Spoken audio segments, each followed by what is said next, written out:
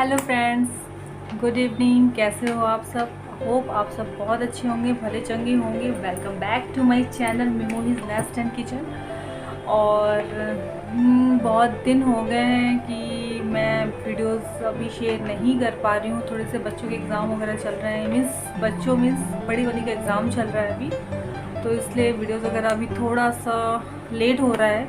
और ऑब्वियसली मैं अपने घर में अभी आ गई हूँ, वापस मैं अपने घर आ गई हूँ। तो मुझे इस घर में आने के बाद मैंने एक भी वीडियोस अभी उस एक प्रॉपर तरीके से शूट नहीं किया है। तो अब मैं बहुत जल्दी अपने इस घर से अपनी वीडियो शूट करूँगी।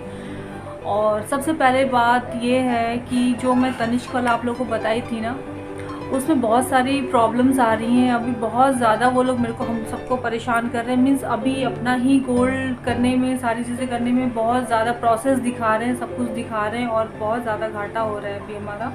तो मैं आपसे और भी कुछ इन्फॉर्मेशन शेयर करना चाहती हूँ। जब मैं वहाँ से आ रही थी, उससे एक दिन पहले हम लोग विज़िट किए थे स्टोर। तो मैं आपको अभी तो वो दिखाया था कि बैंगल्स वगैरह, उसके बाद जो वीडियो मैंने आपसे शेयर किया था उसके बाद मैं स्टोर गई भी थी।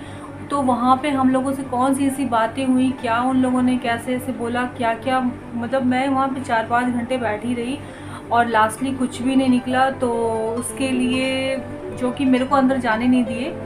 और वहाँ पे मीन्स मेरे हस्बैंड को ही अंदर स्टोर में तो मैं भी गई थी, बट स्टोर में जो मैनेजर से बात करने के लिए 2-3 घंटे मेरे हस्बैंड को बुला के बात कराई गई, मेरे को अंदर जाने नहीं दिए वो। तो इसलिए मैं आपको वो चीज़ समझा नहीं पाऊँगी कि उन्होंने क्या बातें की। तो इसके लिए मैं चाहती हूँ कि मेरे हस्बैंड आए और आपसे वो सारी बातें शेयर करें जो उन्होंने उनसे शेयर की थी, जो तनिष्क के जो इस मैनेजर ने जो मेरे हस्बैंड से शेयर की थी। तो अभी मैं अपने हस्बैंड को बुला रही हूँ और वो आ रहे हैं और फिर वो आप लोगों से अपनी बातें शेयर करेंगे कि मतलब क्या बातें हुई और अभी हमें कितनी प्रॉब्लम्स आने वाली हैं, वो हमें कितना परेशान करने वाले हैं। तो चलिए चलते हैं, आइए। हेलो फ्रेंड्स, और मैं मिथिलेश हूँ। मैं इनका हस्बैंड हूँ।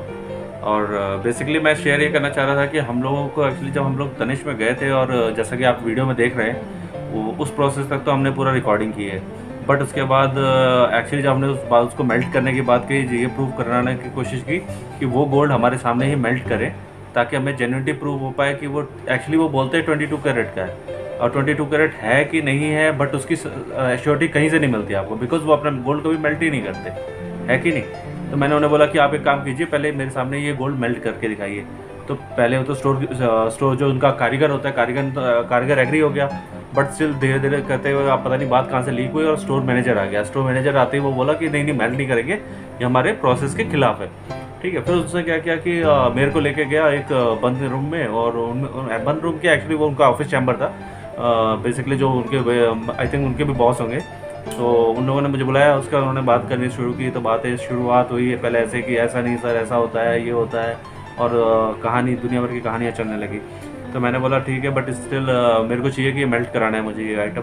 और मैं बाकी प्रोसीजर ऐसा होता है कि जैसे कि आप जब गोल्ड लेते हो तो तनिष्क क्या करता है कि कुछ दिक्कत आने पे आपसे वो गोल्ड का रिप्लेसमेंट कर लेता है, एंड सेम अमाउंट में आपको मतलब गोल्ड दे देगा। मतलब आपका फॉर एग्जांपल आपने 30 ग्राम का अगर गोल्ड लिया है, तो 30 ग्राम आप जब जाएंगे और 30 ग्राम का गोल्ड अगर तनिष्क वाला सेम उसको रिटर्न करेंगे, तो आपको 30 ग्राम का गोल्ड दे देगा। बस उस पर मेकिंग चार्ज और जो वेस्टेज है वो सारे अमाउंट कैलकुलेट कर लेता है, वो आपको पे करना पड़ता है। बट 30 ग्राम गोल्ड की वजह 30 ग्राम मिल जाता है आपको सेम, मतलब किसी भी दिन जाए। जैसे आज आपने खरीद लिया 30 ग्राम का गोल्ड, और आप 1 साल, 10 साल, 15 साल बाद जाते हैं, तब आपको बस सिर्फ 30 ग्राम गोल्ड का वैल्यू कुछ पे नहीं करनी पड़ती, सिर्फ आपको मेकिंग चार्जेस पे करने पड़ते हैं, दैट्स इट। और उसके हिसाब से मेकिंग चार्जेस और वो ऐड करेंगे और वो आपको पे करेंगे, और आप उतना ग्राम का गोल्ड लेके आ सकते हैं।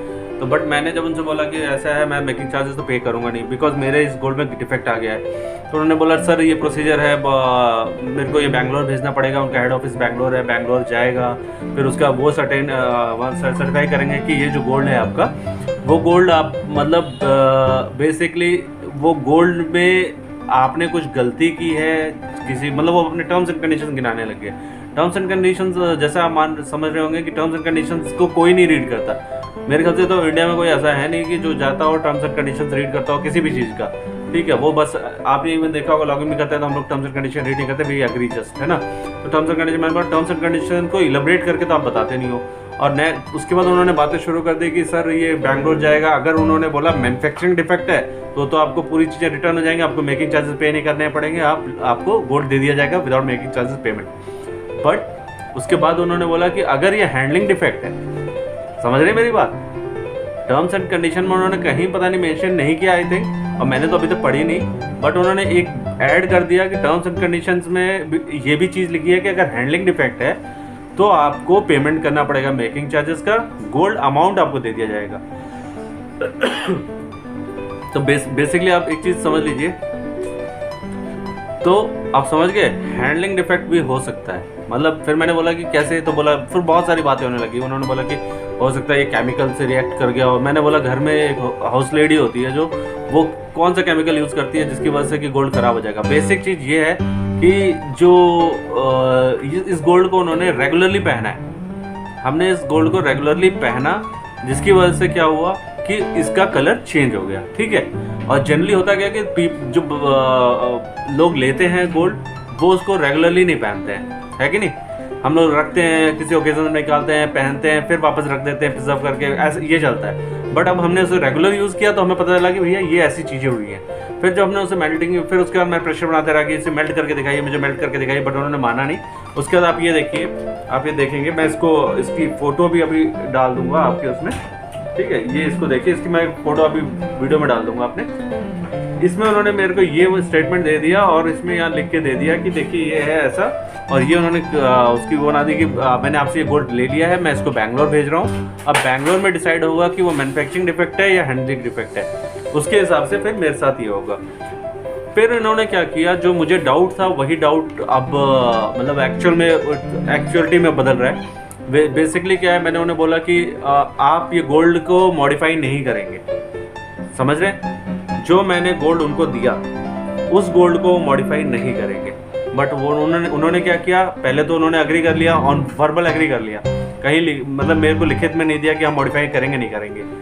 अब वो मुझे कॉल कर रहे हैं आज मतलब मैंने ये जो प्रोसेस है, ये जो लेटर आप देख रहे हैं, इस लेटर की डेट है 27/8/11, ठीक है, मीन्स 27 अगस्त का ही लेटर है।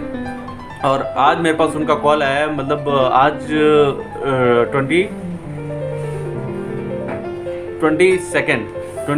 है, ठीक है। 22 सितंबर को मेरे पास कॉल आ रहा है और वो बोल रहे हैं कि ओके कंपनी एग्री हो गई। वो भी तब वो एग्री हुए जब मैंने उनसे बोला कि मैं कंज्यूमर कोर्ट में ये चीज़ें डालने वाला हूँ, ये सारी चीज़ें। तो उन्होंने जस्ट मैंने 20 को बोला, जब मैंने उन्हें कंज्यूमर कोर्ट की बात कही कि मैं कंज्यूमर कोर्ट में डालने जा रहा हूँ, तब उन्होंने 2 दिन बाद, मतलब मैंने ये बात उनको 19 को कही है कि मैं कंज्यूमर कोर्ट में डालने जा रहा हूँ, और 2 दिन बाद उन्होंने मेरे को फिर बता दिया कि बैंगलोर से सर आ गया है, वो बोल रहे हैं मैन्युफैक्चरिंग डिफेक्ट है और अब आपको पे नहीं करना पड़ेगा, आप आके अपना गोल्ड लेके चले जाइए, ठीक है। बट आप समझ रहे हैं क्यों कहा उन्होंने, समझिए, समझदार को इशारा ही काफ़ी है। ये बेसिकली उन्होंने इसलिए कहा कि वो जो गोल्ड है उनका उन्हें पता चल गया कि इसमें मैन्युफैक्चरिंग डिफेक्ट नहीं, इसमें कुछ केमिकल्स हैं या फिर कुछ उसमें दूसरा अलॉय मिला हुआ है, समझ रहे हैं। और ये जो तनिष्क है, वेल नोन तनिष्क ज्वेलरी, ठीक है, ये एक्चुअल में कहीं ना कहीं फ्रॉड करता है। बट बेसिक चीज़ क्या होती है कि जो भी गोल्ड आप लेते हो तो वो गोल्ड को आप रिप्लेस करने जाते हो उस पर्टिकुलर कंपनी, ये तो नॉर्मल सी भी बात है, आप किसी लोकल ज्वेलर से लीजिए गोल्ड, वो अपने गोल्ड को कभी मेल्ट करा के नहीं चेक करेगा, ना उसमें कट करेगा, वो आपको सेम गोल्ड वैल्यू का दूसरा चीज़ दे देगा मेकिंग चार्जेस ऐड करके। यही तनिष्क कर रहा है, समझ रहे हैं, यही तनिष्क कर रहा है। बट आप लोकल ज्वेलर से अगर कोई ज्वेलरी लेके आते हैं और आप उसको रिटर्न करते हैं कोई डिफेक्ट की वजह से, वो ना आपको झेलाएगा नहीं, आपको महीने 2 महीने पीछे भागना नहीं पड़ेगा। तनिष्क में आपको ये भागना पड़ रहा है, एक तो आप ज़्यादा पैसे देते हैं, उसके बाद आप इन चीज़ों के पीछे भागते भी हैं। तो एक्चुअली मेरा कोई ये मकसद नहीं है कि मैं तनिष्क को बदनाम करूं, बट लोगों की आंखें खोलना चाहता हूं। जो हम लोग मतलब ये सोच के चलते हैं कि वेल नोन ब्रांड है, ब्रांड से अच्छा कुछ नहीं, और इस पर इतने सारे terms and condition, certificate of authenticity सब कुछ दे देता है ये, लेकिन ऐसा कुछ नहीं है। जिस दिन आपकी चीज़ों में कुछ डिफेक्ट निकलेगा तो ये लोग वापस वही काम करते हैं और ये आपको जज करते हैं कि आप कितने बड़े टक्कर लेने वाले हैं, समझे। अगर आप टक्कर लेने वाले हैं तो आपको ये पैसा दे देते हैं, आप अगर टक्कर लेने वाले नहीं हैं या कम ज्ञान है तो आपको ये लोग मजबूर करते हैं कि आप गोल्ड तो लेके जाएं, बट उसकी मेकिंग चार्जेस दे के जाएंगे आपको, भले ही आपका गोल्ड खराब क्यों ना हो, समझे। तो बस इन बातों को मैं कहना चाहता हूँ, बट फिर भी मैंने अभी आप लोगों का सपोर्ट मांगूंगा और फिर भी मुलाकात होगी आप लोगों से मेरी वाइफ जिनका नाम प्रियंका है उनके चैनल के थ्रू, ठीक है। और आप लोगों का बहुत प्यार मिल रहा है, ऐसे ही प्यार मिलते रहे। सब्सक्राइब कीजिए, लाइक कीजिए, शेयर कीजिए। और दूसरी चीज़ इसके बारे में एक एंड में बताना चाहता हूँ कि तनिष्क ने अभी प्रेजेंटली मुझे ये चीज़ बोल दी है और मैंने उनको एक कंडीशन फिर से बोला है कि अभी भी मेरा गोल्ड, मैं ये एक्चुअली 25 दिसंबर को वापस वहाँ जाऊँगा तनिष्क शोरूम में, तनिष्क स्टोर में अम्बाला में जो है, और मैंने उन्हें बोला है कि इसको मॉडिफाई मत कीजिएगा। जो गोल्ड मैंने आपको दिए हैं, जो ये वीडियो में आप देख रहे हैं, इस पर्टिकुलर वीडियो में आप देख रहे हैं ये पर्टिकुलर पीसेस जो तोड़ के मेल्ट करके और उसने वो उसके कारीगर ने उसका कलर वो किया है, तो वही गोल्ड पीस मुझे वापस चाहिए, ठीक है। आप तो मुझे वापस कर रहे हो अलग बात है, बिकॉज आप छुपाना चाह रहे हो कुछ, बट मुझे वो भी आप मेल्ट करके दिखाएंगे। आप मुझे मेल्ट करके प्रूव करेंगे कि वो 22 कैरेट गोल्ड लिया था, सर्टिफिकेट ऑफ ऑथेंटिसिटी थी, और वो गोल्ड भी जब मेल्ट करेंगे, मेल्ट करने के बाद 22 कैरेट का होगा। बिकॉज अगर आप कभी बाहर का किसी का गोल्ड लेके जाते हो तो वो उसको मेल्ट करते हैं, पहले जब वो टेस्टिंग करते हैं तो जिन्होंने तनिष्क से शॉपिंग की होगी उनको पता भी होगा, जब पहले वो मशीन में रखते हैं तो वो दिखाता है, मान लीजिए 20 कैरेट दिखाता है या 22 कैरेट दिखाता है। फिर जब वो मेल्टिंग प्रोसेस करके वापस उसको गोल्ड प्योरिटी चेक करते हैं तब वो दिखाता है 20 कैरेट, 18 कैरेट। तब ऐसा क्यों करते हैं? तो why they are not doing this with their gold, समझ रहे?